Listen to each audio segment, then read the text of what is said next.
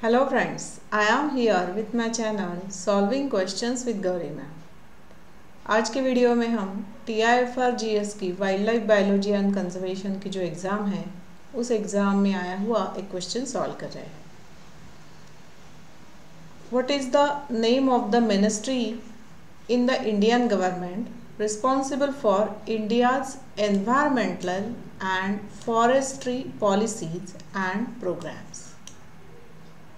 Options में है ministry of environment, forest and climate change, ministry of environment and forest और ministry of forest and wild life.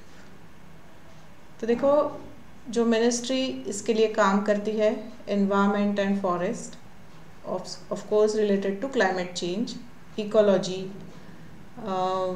Forestation के लिए, तो उस मिनिस्ट्री का इंडियन गवर्नमेंट में नाम है ministry of environment, forest and climate change. So option B is the correct answer for this question. तो यहाँ देखो, ये नाम आप याद रखना, इसकी वेबसाइट आप एक बार विज़िट करना, वहाँ पर आपको लॉज मिलेंगे।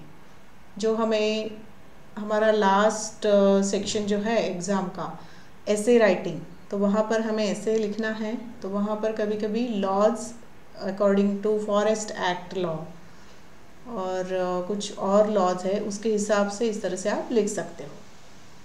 तो वो लॉज जानने के लिए you just need to visit this website.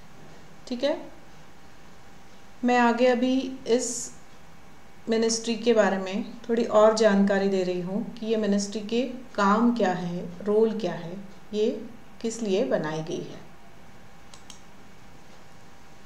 So ministry of environment, forest and climate change, देखो उसके नाम में ही उसके फंक्शंस दिए गए हैं। ये एनवायरनमेंट से रिलेटेड काम करती है, फॉरेस्ट से रिलेटेड, इंडियन फॉरेस्ट से रिलेटेड जो भी डिसीजंस है, रूल्स है, लॉज है, डेवलपमेंट पॉलिसीज़ है, किसी और कंट्री के साथ कुछ डील है, सस्टेनेबल डेवलपमेंट है।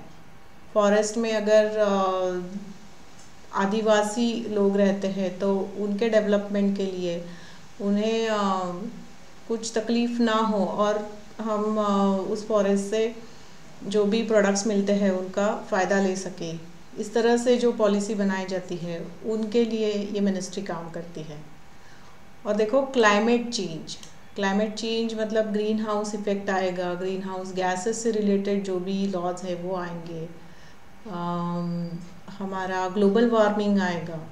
सो इससे रिलेटेड जो भी प्रोटोकॉल्स बनेंगे इंटरनेशनल लेवल पर, नेशनल लेवल पर, वो सब इस मिनिस्ट्री के अंडर आते हैं। So see management of environment and ecology, ये इनका फंक्शन है। Then this deals with the matters relating environmental pollution control. ठीक है।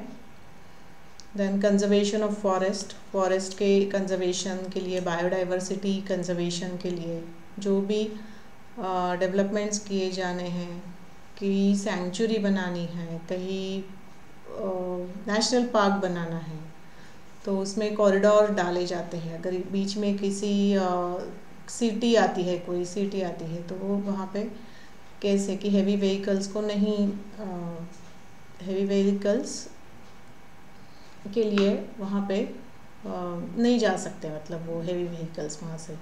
तो ये सब जो रूल्स होते हैं वो बनाने का काम ये मिनिस्ट्री करती है। देन देखो, forestation and regeneration of forest, extraction of forest produce. Then botanical gardens बनाए, कहाँ बनाए, बॉटनिकल सर्वे, ट्री प्लांटेशन हम हमेशा पढ़ते हैं, पेपर में आता है। फिर preparation of schemes and coordination in respect of forest, research and training, ये भी इनका काम है। फिर protection of wild birds, animals, जैसे कि हम बोल रहे हैं सेंचुरीज बनाते हैं, बायोस्फीयर रिजर्व बनाए जाते हैं। Then marketing of forest produce, जैसे कि हनी है, बहुत सारे फॉरेस्ट से हमें प्रोडक्ट्स मिलते रहते हैं, तो उनके मार्केटिंग के लिए उन्हें प्रॉपर मार्केट प्रोवाइड करने का काम, और जो एग्रीमेंट्स होते हैं अदर कंट्रीज़ के बीच में, या फिर कुछ प्रोटोकॉल्स बनाए जाते हैं, जैसे कि हमने देखा है Kyoto protocol, Montreal protocol, Ramsar convention. तो इस तरह से जो भी इंटरनेशनल लेवल हो, नेशनल लेवल हो, इनके रिलेटेड जो काम है वो इस मिनिस्ट्री से किए जाते हैं। So here I am concluding with today's video. I request you to please like, share and subscribe for my channel and also to hit the bell icon. आप इस मिनिस्ट्री की वेबसाइट को विज़िट करो, वहाँ पर जो भी इंफॉर्मेशन है वहाँ से नोट्स तैयार करो अपने, ये नोट्स आपको काम आते हैं। I wish you very all the best.